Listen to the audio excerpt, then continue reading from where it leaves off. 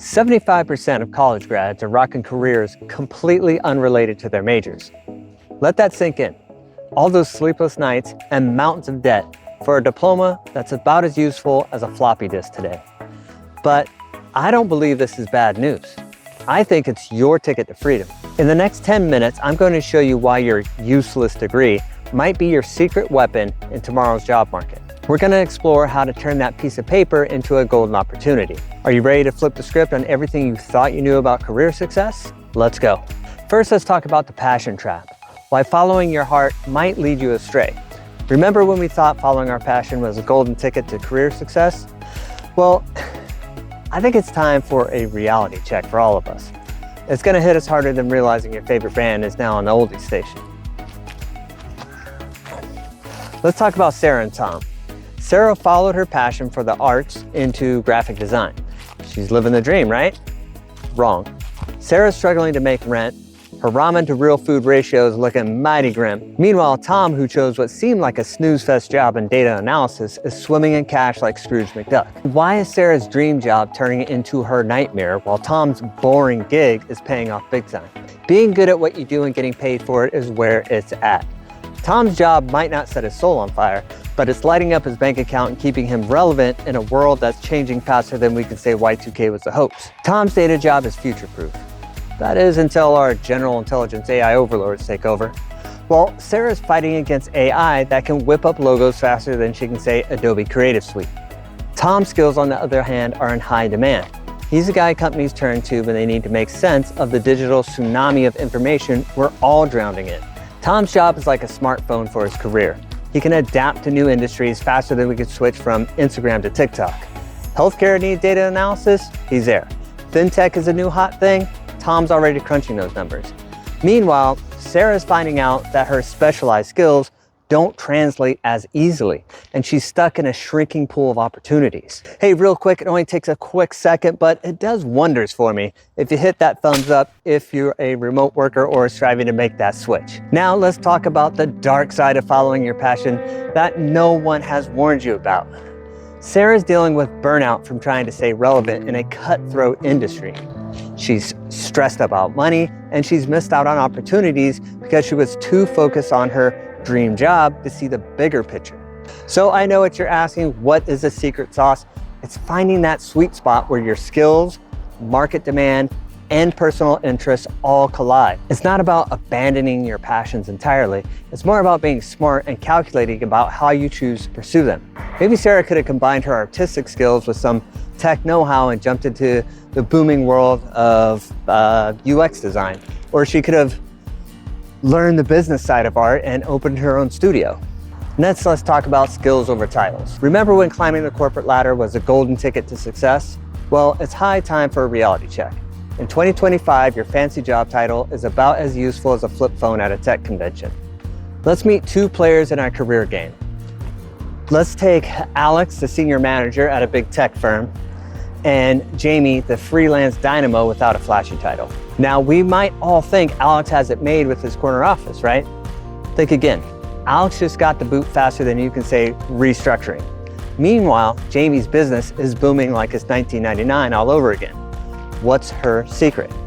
Jamie's got a skill stack that would make a Swiss Army knife jealous. She's combined tech skills, marketing know-how, and problem-solving mojo into a career cocktail that's shaken, not stirred. While Alex was polishing his nameplate, Jamie was out there learning new tricks faster than you can update your LinkedIn profile. Jamie's diverse skill set has made her more recession-proof. When one industry takes a nosedive, she pivots faster than a cat on a hot tin roof. It's like she's playing career Tetris, fitting her skills into whatever gap comes along. Now, don't get me wrong, Alex isn't a bad guy. He just fell into the title trap. He was so hyper-focused on moving up the corporate food chain that he forgot to look around and see the forest for the trees. While he was busy chasing the next promotion, the job market was changing faster than fashion trends in the 80s. So what's the takeaway? In 2025, continuous skill acquisition is a new job security. It's like going to the gym for your career. You've got to keep those skills in shape or risk getting left behind. And trust me, you don't want to be the career equivalent of someone still rocking a mullet in 2025. So here's the real question. What skills should you be leveling up? It's all about staying adaptable. It's all about staying adaptable, mastering problem solving, and curating a versatile skill set that can thrive across any industry. Think of it as building your personal arsenal of talents. The more skills you unlock, the more challenges you can conquer, and the more you boost your value in today's ever-changing world. And here's another little secret. Employers are catching on. They're not just looking at your title anymore. They're peeking under the hood to see what you can really do. It's like they've suddenly realized that a fancy label doesn't always mean a quality product. Next, let's talk about work-life integration, the death of the 9 to 5. We all thought leaving the office at 5 p.m. sharp was the key to happiness. I think it's time for a reality check. Are we really living our best lives by keeping work and personal time in separate boxes? Let's take a peek into a tale of two workers that'll make you rethink everything you know about the 9 to 5 grind. Meet Maria and Jake. Maria's all about that strict office schedule while Jake's riding the wave of work-life integration. While Maria's stressed out trying to fit life into tiny time slots, Jake's thriving. So what is Jake's secret? Flexibility, baby. Jake's not glued to his desk all day. He's a captain of his own time ship, working when he's most productive and taking breaks to recharge. A LinkedIn report shows companies with flex policies are seeing a 20% jump in employee satisfaction and a 15% boost in productivity. But there's more to this story. All of us have overlapping spheres of our lives: spiritual and religion, family, health, work, personal interests. These spheres of our lives can't be placed in their separate buckets and be properly nurtured without overlapping into one another.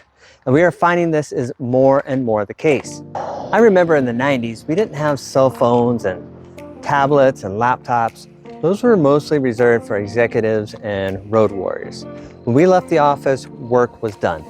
Today, far too often we make ourselves available around the clock, which of course makes the spheres of our lives collide. But is there a better way?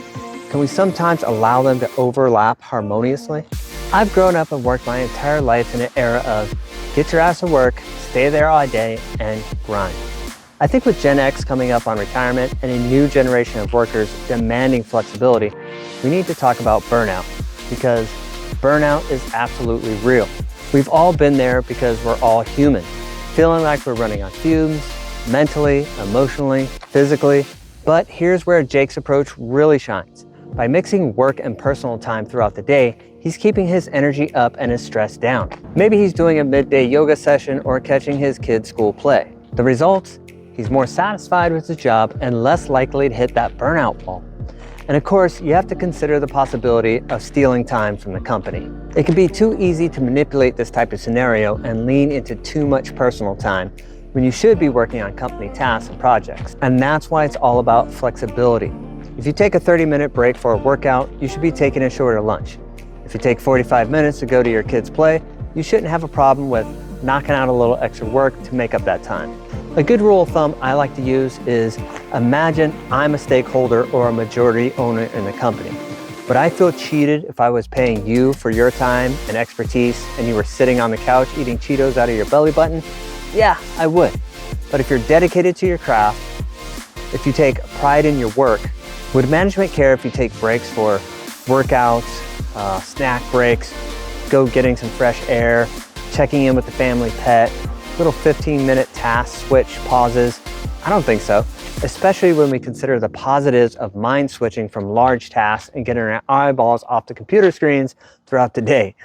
Remember, with great power comes great responsibility.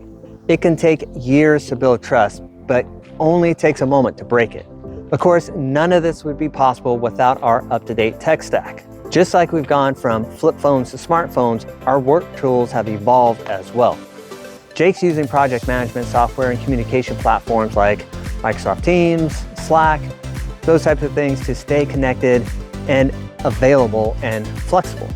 Most of us have a virtual office that fits right in our pockets, whether we're rocking iPhones or Galaxies. It's all about mindset, a total shift from balancing competing parts of life to creating a harmonious blend. And the big players like Microsoft and Google, they are all over this, seeing high employee retention rates and improved morale. These companies are giving their people the freedom to own their schedules and work in ways that suit them best. and it seems to be paying off.